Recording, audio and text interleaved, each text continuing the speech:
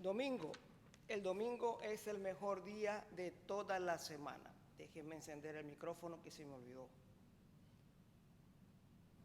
Ahora sí se debe estar escuchando bien. Decía que el domingo es el mejor día de toda la semana. No hay día como el domingo. Tenemos esa oportunidad gloriosa de servir al Señor como lo que somos, como sacerdotes. Él nos ha constituido sacerdotes del Dios Altísimo por el sacrificio, la muerte, la resurrección de Jesús. Y por lo tanto tenemos esa oportunidad gloriosa. Entendemos pues que por el tiempo de pandemia no todo el mundo puede congregarse. Sin embargo, los que tenemos esa oportunidad, tenemos entonces un doble privilegio, puesto que realmente es una bendición servir al Señor dentro del templo, que es el único lugar donde podemos hacerlo como sacerdotes. Fuera de Él somos hijos y entonces nos comportamos como tales. Modelamos a Cristo en la calle, representamos, ¿verdad?, su honra, su gloria cuando estamos fuera, en nuestra manera de vivir y actuar. Pero dentro del templo venimos como sacerdotes a servirle.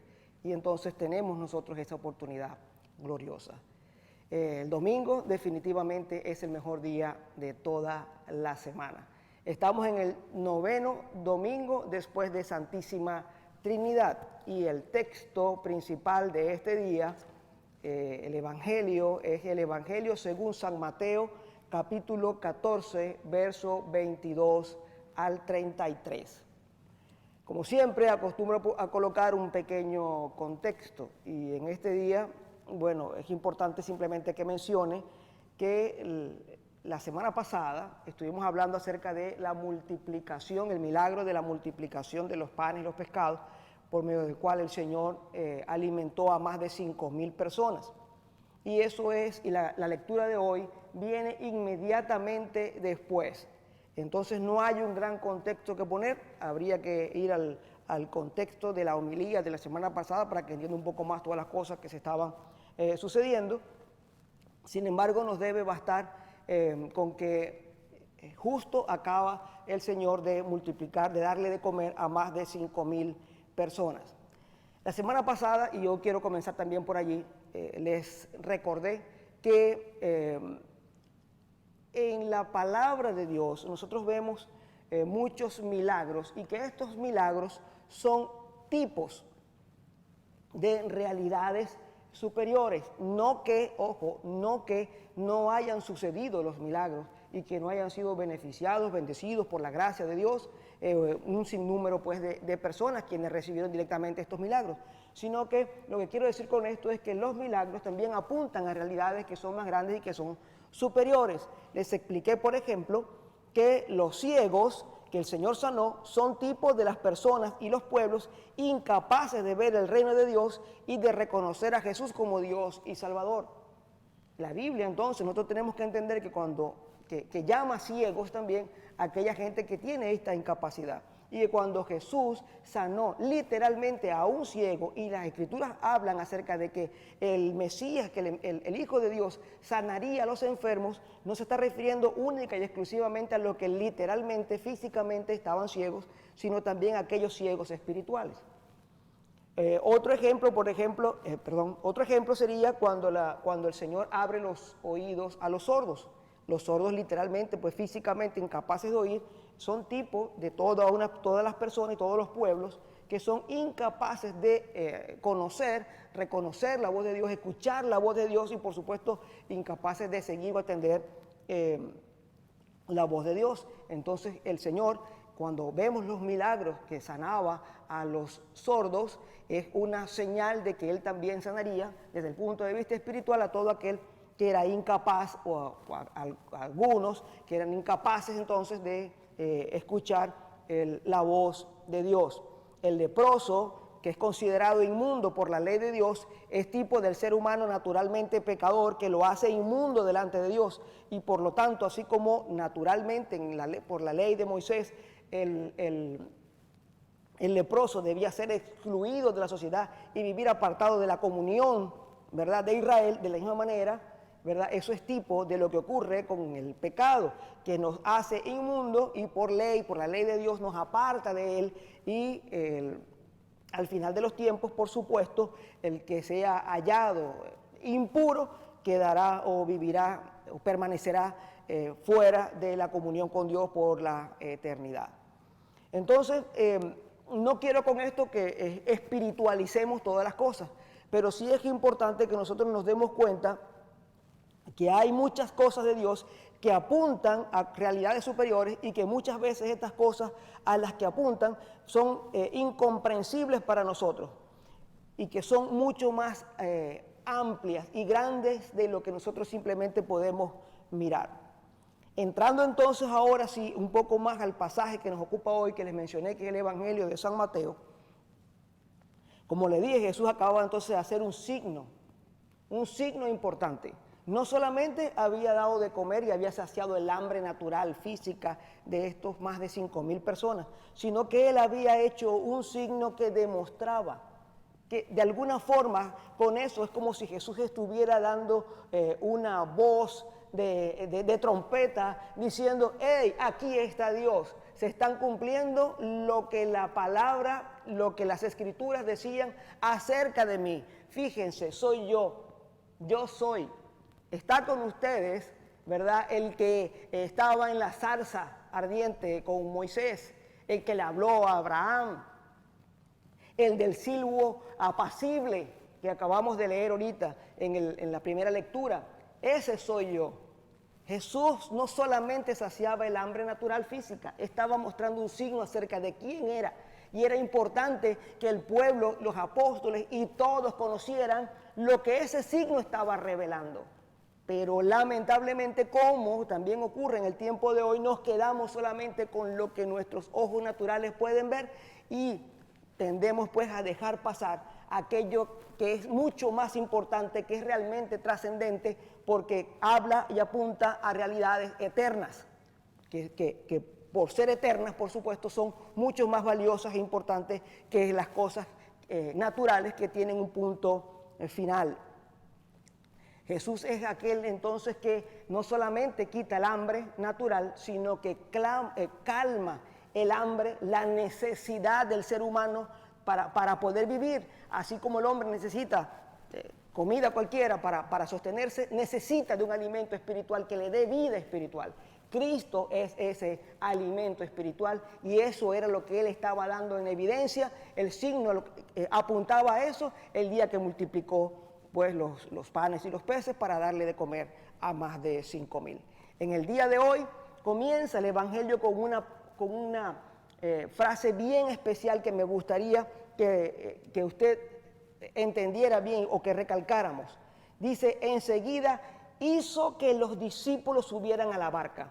Es importante esta palabra aquí porque aquí está mostrando que hay una ordenanza, que hay un empeño que es casi a la fuerza, que es una orden. Yo les estoy mandando, les impulso, les insto, les hago subir, con mi autoridad yo les hago subir a la barca para que ustedes vayan a la otra orilla. Eso es lo que significa acá, en lo que nos da a entender esta expresión en el lenguaje original, que trato muchas veces de evitar esto, pero en este caso me parece que es necesario para que podamos tener un entendimiento completo de lo que aquí está ocurriendo. Así que Jesús va a forzar a sus discípulos a subir a la barca y cruzar el mar mientras Él despide a la gente, y luego que esta gente se retira, Él se va al monte a orar. ¿Qué gente está despidiendo? A los que ya les había dado de comer, a los más de 5,000. Y aquí viene entonces algo que puede sonar bastante controversial para algunos. Jesús forzó a sus discípulos a entrar en la barca para ir a la otra orilla. Luego de esto, que los discípulos entonces se montan en la barca y Jesús está en el monte orando, se va a desatar una repentina tormenta. No podemos decir que es similar a la tormenta aquella cuando Jesús se levanta y se acuerdan que los discípulos pensaban que morían, que se estaba negando la barca y entonces lo despertaron y le dijeron: maestro, mira que perecemos. No es eso, no tiene esas características, pero sí nos muestra de que había olas altas y que el viento era bastante fuerte y que este viento era definitivamente contrario hasta el punto que los discípulos solamente, en prácticamente toda la noche, solamente habían podido recorrer unos 4 o 5 kilómetros de 11 kilómetros que tenían que recorrer de una orilla a la otra, en toda la noche. Jesús entonces, no lo vemos por el Evangelio según San Mateo, pero sí lo vemos por el Evangelio según San Marcos, estaba en el monte orando y puede ver a los discípulos que están en el mar, en el lago, están esforzándose, trabajando muy duro, dando todo de sí para tratar de avanzar, pero no, simplemente pues no podían. Y ellos estaban en un punto pues de cansancio y desesperación.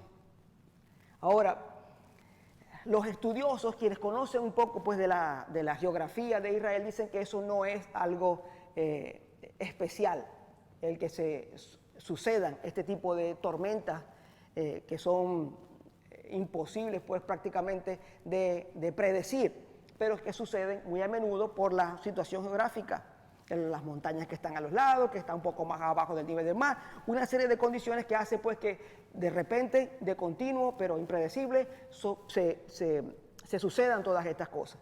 Pero eso es para nosotros, para el común, para la ciencia incluso de hoy, pero para el Señor no debía ser así, es decir, de lo sorpresivo. Yo hago entonces esta primera pregunta. ¿Sería sorprendido el Señor Jesús por esta tormenta? ¿Lo sorprendió después que lo mandó en el barco para que atravesaran? Se encontró que estaba orando y de repente, una tormenta terrible, tremenda, y están los discípulos, mis discípulos están allá pasándola mal para tratando. No debía haberlos mandado. ¿Qué sorpresa con esta tormenta? ¿Usted cree que Jesús le sorprendió la tormenta? Definitivamente no. Entonces vamos a hacer una siguiente pregunta, que aquí es donde mucha gente, su forma de pensar, el mecanismo, ¿verdad?, de conciencia y por el que determina pues sus ideas, su razonamiento, patina, ¿verdad? Porque no está muy acostumbrado a enfrentarse con este tipo de cosas. Si no le sorprendió a Jesús, entonces Jesús estaba al tanto de ella. Hagamos entonces la misma pregunta que hicimos al principio, pero vamos a hacerla ahora desde otro punto de vista. ¿Envió Jesús a sus discípulos al mar sabiendo que vendría una tormenta que les pondría en apuro y que les haría temer? Sí. La respuesta es absolutamente sí. Como en la primera pregunta respondimos absolutamente no, no le sorprendió, entonces él tenía que saber. Entonces él los envía al mar sabiendo lo que está a punto de ocurrir. Jesús los está mandando, forzando a montarse en una barca, a hacer una travesía por el mar en la cual van a encontrar dificultades duras, tremendas y hasta peligrosas porque los discípulos se asustaron. No le sorprende a Jesús esto, pues, para nada. Entonces podemos hacernos una pregunta más. ¿Por qué? La siguiente pregunta es ¿por qué? La respuesta más adecuada para esta pregunta es para manifestarles su gloria y poder, para que en medio de la prueba obrar entonces maravillas que les condujeran a los discípulos a reconocer una faceta de Jesús que antes no conocían.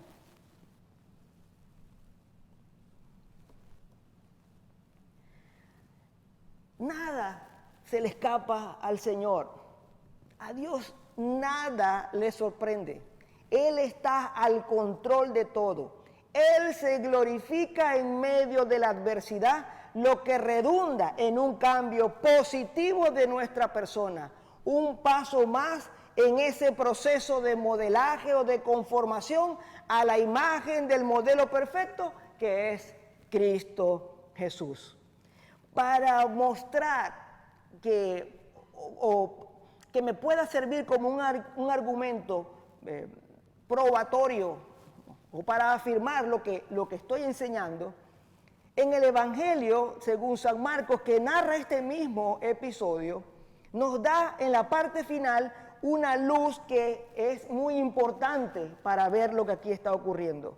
Dice en Marcos capítulo 6, del 51 al 52, y subió con ellos a la barca, y el viento se calmó. Y aquí viene una frase importante. Y ellos estaban asombrados en gran manera. Y viene la parte climática de lo que yo quiero mostrarles. Porque no habían entendido lo de los panes, sino que su mente estaba embotada. Los discípulos estuvieron allí, vieron lo que hizo Jesús con los panes y los pescados y entendieron lo mismo que entendió la gente que comió. Es decir, oh, qué bien, el Señor nos ha llenado el estómago. Pero no vieron el signo a lo que estaba apuntando, a que Jesús era Dios. Y en este episodio, el Señor utiliza todas estas circunstancias, se produce y se vale, ojo, produce y se vale de estas circunstancias para mostrarles a ellos, confirmarles a ellos que Él es Dios. Cuando los discípulos estaban en la barca, navegando, remando, esforzándose, luchando contra las adversidades, luchando contra las circunstancias difíciles, el viento que no amaina, que está cada vez más fuerte, las olas cada vez levantándose más, a la cuarta vigilia, es decir, en la parte final de la noche, cuando está a punto de amanecer. Y hemos escuchado muchas veces decir que nunca está tan oscuro como justo antes de amanecer. Cuando estaba entonces en la parte más oscura de la noche, Jesús se aparece caminando sobre las aguas. Ellos lo miran, ¿verdad? Y piensan que es un fantasma. ¿Quién va a creer que alguien va a venir caminando sobre las aguas? Imagínese usted en una circunstancia semejante, parecida, que esté en un lago y que esté absolutamente oscuro y de repente usted ve que algo viene caminando. ¿Quién va a pensar que es el maestro, que es un compañero? Todo el mundo se asustaría. Y eso fue lo que les pasó a los discípulos. Y ellos comienzan a temer, porque se suma todo, porque creen que es un fantasma, decir que el maligno, que lo malo, que lo terrible, que la muerte viene por ellos, que el mar está embravecido, que el viento está enfurecido, no amaina. Y Jesús dice, no temáis, yo soy. Utiliza la misma palabra que utilizó ante Moisés en la zarza ardiente. Yo soy el que soy. Cuando Dios le habla a Moisés en aquella zarza que está en aquel arbusto que conocemos como la zarza ardiente, en aquel arbusto que se quemaba, que tenía fuego pero que no se consumía, Moisés se acerca y dice, ¿qué está pasando aquí? Esto es una señal, esto es un signo. Aquí hay algo extraordinario. ¿Cómo va a estar encendida una planta, un arbusto? Yo veo el fuego, pero no se quema, no se consume. Y cuando él se acercó, Dios de allí le habló y le dijo, quítate el calzado de tus pies porque estás llegando a un lugar santo. Y después que pasa toda la historia que tal vez muy seguramente usted conozca, que lo envía a rescatar a su pueblo de Israel de la esclavitud de Egipto, Moisés le pregunta, sí, ¿y quién voy a decir yo que tú eres? Y el Señor le dice, yo soy, el que verdaderamente es, el que no necesito nada para existir, existo por mí mismo. Yo soy al contrario el que sustenta todas las cosas, el que verdaderamente es el autónomo, el suficiente. Ese soy yo, el único que verdaderamente es. Y esa expresión es la que utiliza Jesús y le dice, no temáis, yo soy. ¿Para qué? Para abrirle los ojos, para hacer un milagro mayor en ellos, más poderoso incluso que hacer que el agua bajo sus pies se convierta como en sólida roca, que es capaz de sustentarlo, porque no se hundía. Y entonces les dijo, yo soy. Le está diciendo, yo soy ese Dios del que hablaron los profetas y que anunció que vendría y que habitaría en medio de ustedes. Yo soy, ese soy yo. Sabe que los egipcios tenían se ha descubierto, pues eso no es una novedad lo que voy a decir, ellos tenían como una expresión artística donde mostraban las cosas que eran imposibles.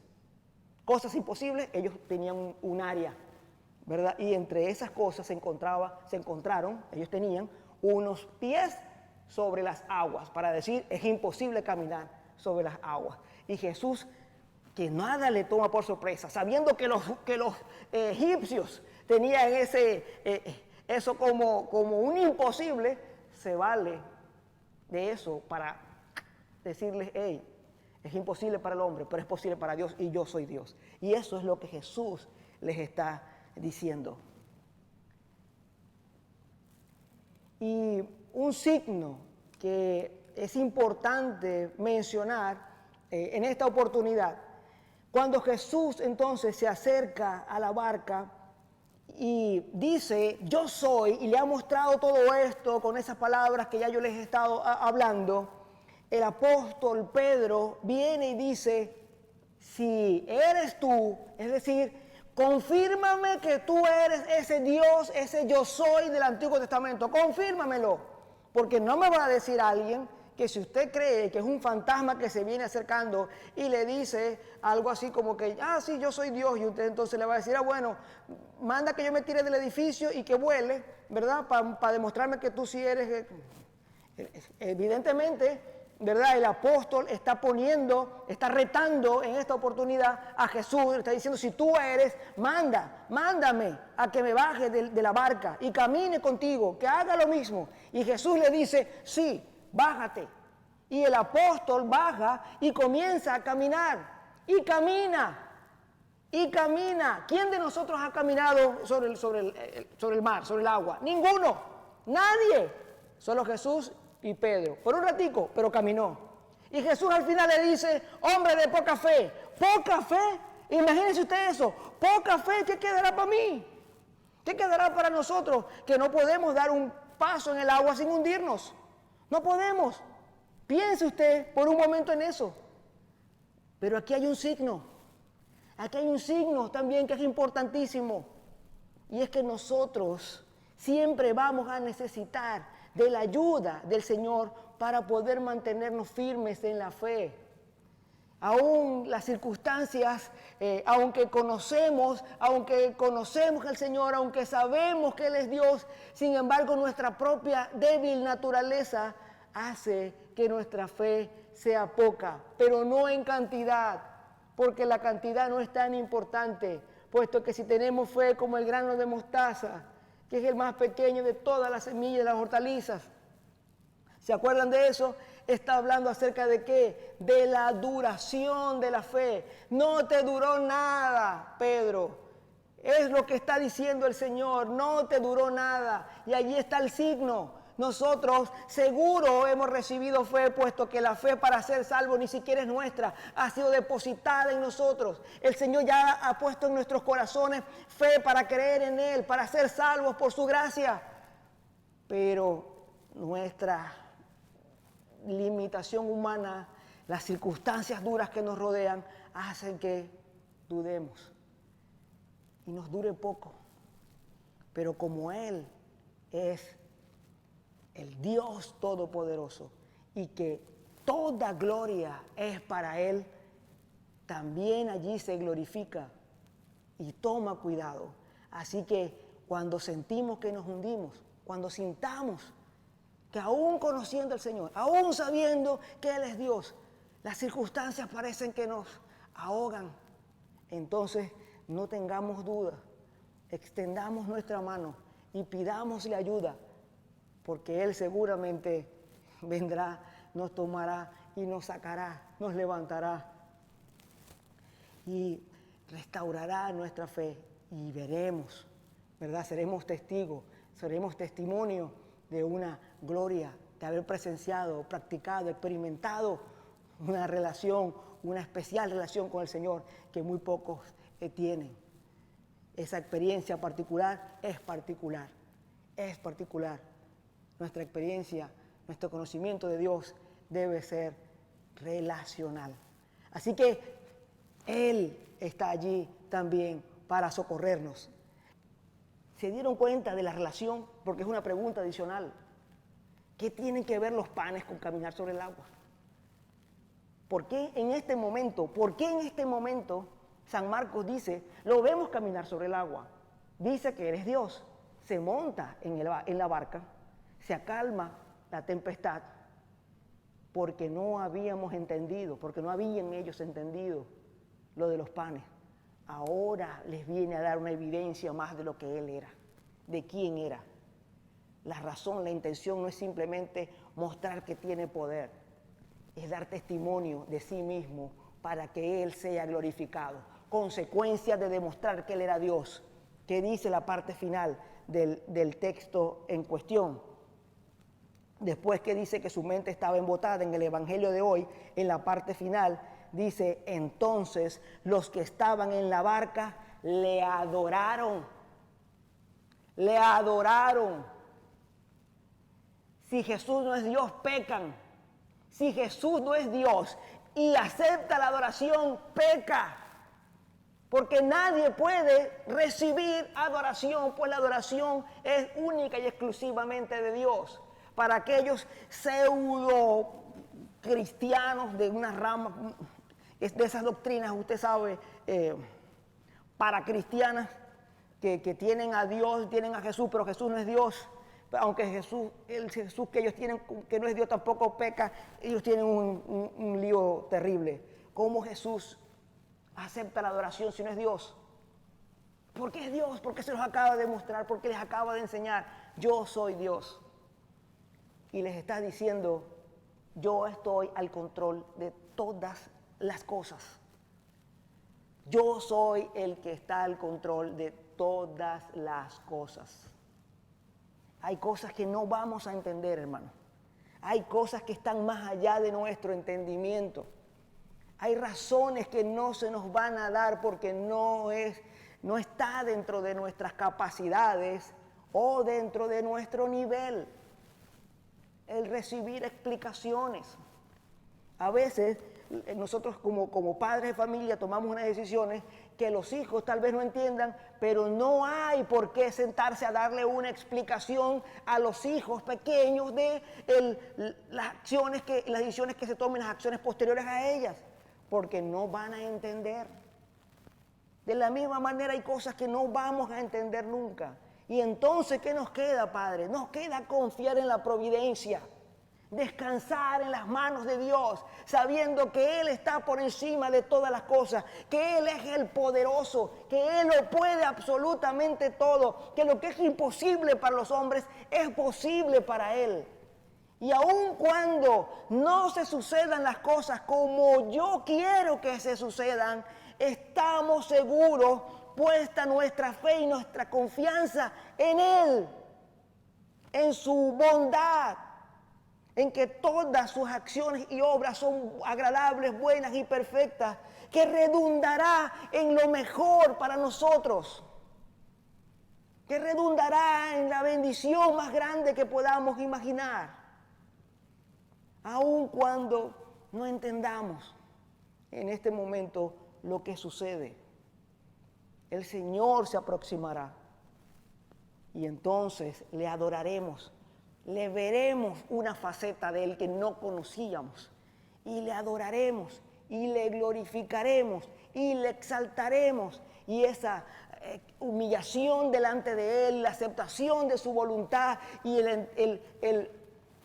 la confianza en su providencia generará una transformación vital en nosotros que nos hará seguramente más humildes, más parecidos a ese nuestro Señor. Y quiero terminar con un texto que no está dentro de las lecturas de hoy, que está en Isaías 41, del 8 al 13, porque les he enseñado en otras oportunidades que la iglesia es la Israel espiritual. Y no es que quiera, repito, espiritualizarlo todo, pero es que nosotros tenemos que entender que, o sea, no en vano la Escritura dice que no es hijo de Abraham el que es por la sangre, carnalmente, sino aquel que hace la voluntad de Dios. Así que nosotros Una vez que ha sido derribada la pared intermedia que separaba a los gentiles de los israelitas, nos hemos convertido en esa nación de Dios. Y esa nación la podemos entonces interpretar que las promesas para Israel son para nosotros colectivamente. No individualicemos, no digamos, bueno, esta promesa para Israel, como yo soy parte de Israel, yo soy esa Israel completa. No, no es así, no lo es. Nosotros en conjunto, como Israel, siendo la iglesia del Señor, siendo ese Israel espiritual, podemos entonces confiar en que Dios tiene plan para nosotros y promesa de bendición para nosotros. Y en este segmento o fragmento que quiero mencionarles, con esto quiero cerrar, porque esto es para nosotros, entendiendo que nuestros enemigos, acuérdense que todo esto apunta a realidades superiores. Cuando hablamos aquí de los enemigos de Israel, estamos hablando de los enemigos de la iglesia. No estamos hablando del malandro que roba, que atraca. No estamos hablando del pillo que me monta una trampa y entonces me roba por estratagemas, me estafa y me roba mis ahorros. Ese no es el enemigo. El enemigo es el que me lleva cautivo al pecado. El enemigo es el que me lleva cautivo al infierno. Ese es el enemigo. El que me separa de Dios, el que hace todo lo posible para evitar mi encuentro total y definitivo con el Señor en el reino de los cielos. Ese es nuestro verdadero enemigo. El enemigo no es un periodo de pobreza o la pobreza. No es agradable la pobreza, pero los pobres no van al infierno. Ser pobre no te lleva al infierno. Ser pobre y amar desesperadamente el dinero y hacer cualquier cosa y dejar a Dios de lado por el dinero, aunque nunca lo puedas conseguir y sigues siendo pobre, te va a llevar al infierno. Por lo tanto, el enemigo real es aquello que nos separa de Dios. Pero tú, Israel, a quien he escogido, descendiente de Abraham, ¿te acuerdas que dije de quién eran los hijos de Abraham? Los que hacían ¿qué? No los descendientes naturales, sino los que hacían la voluntad de Dios. Mi amigo, tú a quien tomé de los confines de la tierra, somos nosotros, no está hablando de nosotros, de los confines de la tierra, de todas partes, de China, de Rusia, de Chile, de Alaska. Y te he escogido, no te he rechazado. No temas, iglesia, no temas porque yo estoy contigo. No te desalientes porque yo soy tu Dios. Si tenemos una pandemia, valga la redundancia, en todo el mundo, ¿verdad? Porque si no fuera pandemia, que hay esta enfermedad que alcanza los confines de la tierra, pues también hay una palabra que alcanza los confines de la tierra a todos nosotros. No temas porque yo estoy contigo, no te desalientes porque yo soy tu Dios. Te fortaleceré, aún en medio de la circunstancia dura y difícil. Esa enfermedad, esa pandemia no te va a arrancar de mi lado. Ciertamente te ayudaré y te sostendré con la diestra de mi justicia. He aquí todos los que se enojan contra ti serán avergonzados y humillados, hablando del verdadero enemigo. Los que contienden contigo serán como nada y perecerán. Buscarás a los que riñen contigo, pero no los encontrarás. Serán como nada, como si no existieran los que te hacen guerra. Porque yo soy el Señor, porque yo soy el Señor, porque yo soy el que soy. Yo soy el Señor, tu Dios, que te sostiene tu diestra y que te dice, no temas, yo te ayudo. No temas, nadie va a separarte de mi lado, nadie va a separarte de mí. Aún cuando la muerte toque a tu puerta, yo estaré allí. Aún en ese momento, cuando creemos que es derrota, no serás derrotado, pues pasarás, cerrarás tus ojos allí y los abrirás en mi presencia, ni lo alto ni lo profundo, ni la vida ni la muerte nos podrán separar del amor de Dios en Cristo Jesús. No tengamos miedo, que nuestro Dios reina. Hasta aquí la homilía de este día.